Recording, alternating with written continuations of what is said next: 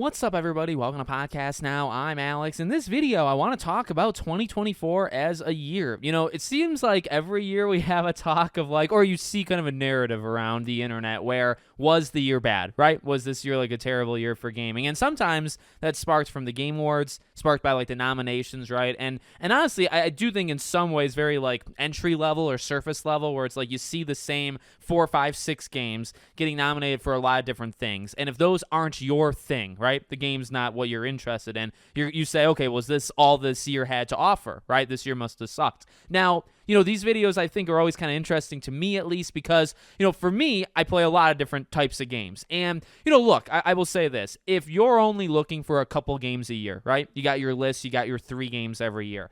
And if those games get delayed, so they don't come out that year, right? Or they come out and they're just not all that good, right? You play them and you don't enjoy them. I do think the idea is that the year isn't going to be all that good. And so, the idea of the phrase, okay, this year was a terrible year for gaming, it's very subjective. I don't think that's telling you anything you don't already know, but I want to break it down of okay, well, was it actually, a bad year for gaming? Again, depends on the person. If you're only looking for a couple games, they didn't excite you, or you just weren't interested in a lot of games this year, then yeah, there wasn't a lot for you. That's okay. I don't think that's a bad thing whatsoever. I think this year was a pretty uneven year. I think this year is going to be remembered for a couple games. I want to go over those games in this video, and I would not call this year bad. Okay, that's just my own personal opinion. It had bad. This year did have bad things, but I think we're forgetting that Gollum and Kong and Walking Dead, and I might even be missing the 4th game in that. That's a trilogy right there. But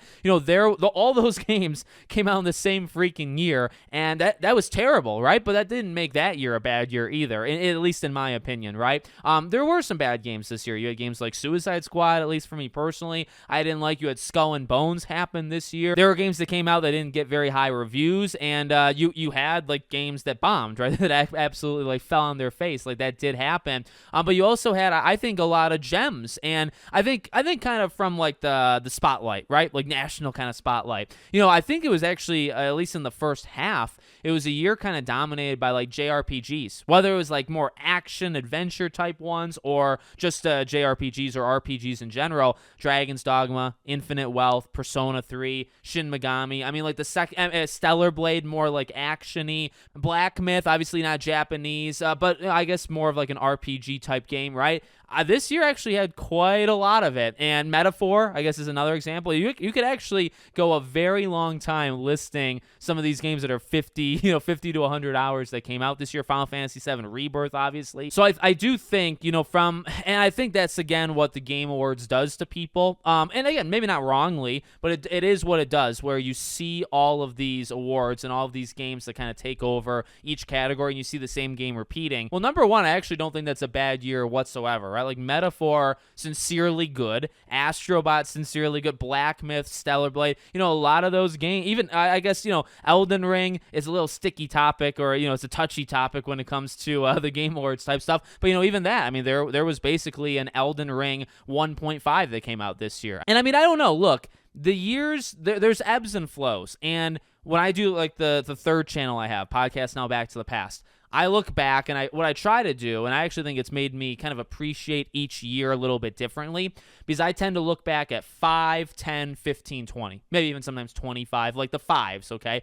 Factors of fives. And you will see years that are weaker than others. For me, I think 2009 and 10, and maybe even 11, was very, very strong. But you do have some weak years kind of before and right after that. And then even the last couple years have been a little bit spotty. 2023, I think, to 2021 for games like Guardians of the Galaxy and Life is Strange True Colors, Kena Bridge of Spirits. Some of those games I think were some of my favorite games of 2021. None of those is lighting the the world on fire. It's not lighting a spark underneath you. Last year, I think Alan Wake 2 was my own personal game of the year. Every year, I do think has good games, and that's kind of what I want to bring up right now as well. So you think to the Astros, you think to Final Fantasy and Metaphor and Silent Hill. Well, in my opinion, you take one more layer to it, or you look one more layer down, Prince of Persia, The Lost Crown. Banishers, Ghosts of New Eden, I think, is one of the most underrated games you might ever get, because that game, in my opinion, is extremely good, that absolutely nobody on planet Earth bought that game. So that's very disappointing for Don't Nod. A game like Balatro, right, and I hope I'm saying that right, but like the card game, they got nominated for Game of the Year that I actually think is very warranted. I watched people play it when that game first came out, and I saw that game just continue to keep momentum. Like, it had a very strong following, and it just kept it the whole year. I think that a game like that goes under the radar to a lot of people. A game like Banishers goes under the radar to a lot of people. Games, more kind of current, even right now, Stalker 2, a Slitterhead, you go back even to October or September, there's games that probably can sneak under the radar that kind of can pad the year out, if that makes sense. So again, for my personal opinion, I don't know if there's ever been like a terrible or a bad year. I guess there's been worse years, right? Like when you do comparisons and you say, okay, well, is one year worse than the other? And you pick 2 years. I do think you can,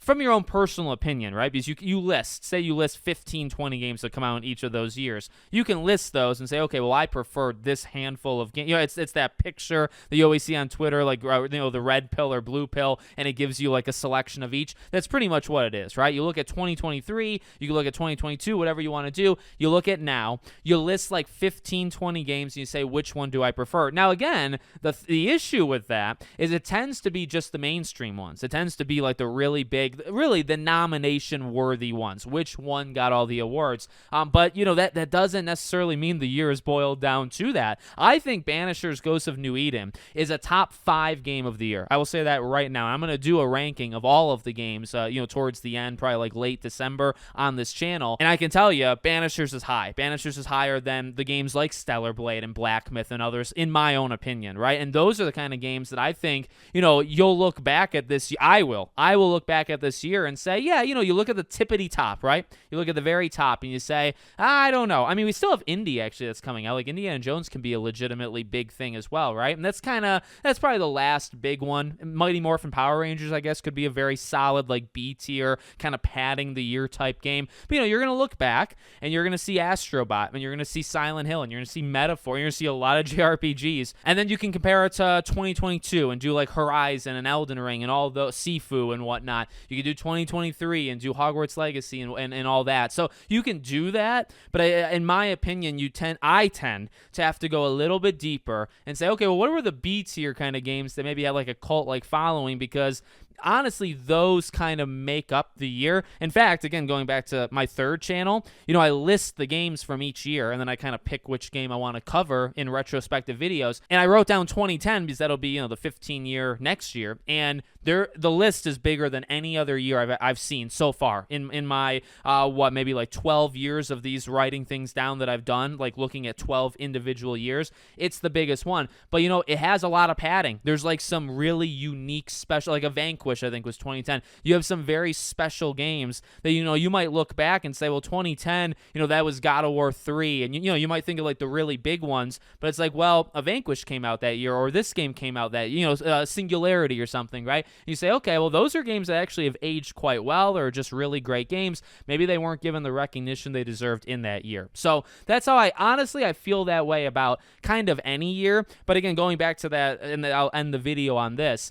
Can you say a year is better than another year? I think you can. Like, individually, you can prefer, a list of games over another list of games. I think that's totally cool.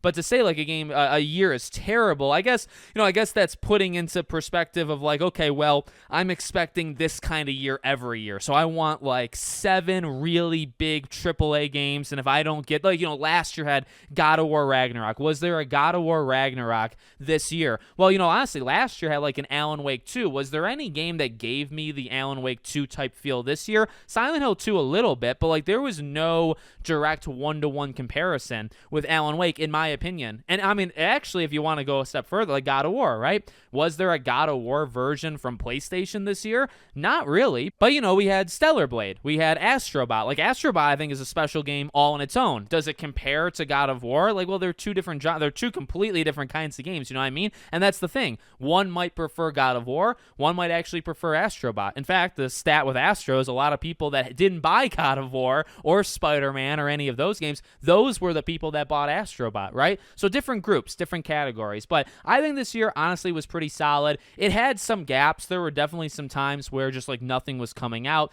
I think to really April at the end of April, I think was Stellar Blade, but the rest of it was pretty light. I think May had Hellblade 2, which was a game that, in my opinion, felt like it just came and went. The summer was rather light, but, Black Myth really picked it up. So you had gaps here and there, and you had failures. Again, you had the Suicide Squads and Skull and Bones and a few others as well. And South Park, I would say, was a really, really bad game that came out this year. You did have bad games, but I actually think we've had worse games in the past, and I do think we've probably had better games. I would say, is this year as good as last year? I think last year, like Alan Wake 2 might be, I don't know, like the game that I'm thinking right now in my head that I'm not going to say out loud to ruin it or spoil it, the game that's my game of the year right now, I do think I like more than Alan Wake 2. So I actually, even like the big Hollywood, mainstream type games, I actually think they did beat last year, in my opinion. The deeper games, maybe last year won. I'd have to like look at the lists again and make sure I count every single game that released, but I think it was a pretty solid year. It was a little uneven. It was a little unbalanced in the genres that came out this year, but I think it was pretty good. I will tell you this. I think 2025 is going to be much better, at least in like the mainstream, right? Because when you have things like Mafia and GTA alone should make next year like unbelievable, right? But you do have the Mafias, the Ghost of Yotes, Fable, Doom. You have a lot of those big, flashy, and that flashy doesn't have to mean not good, right? Flashy and good.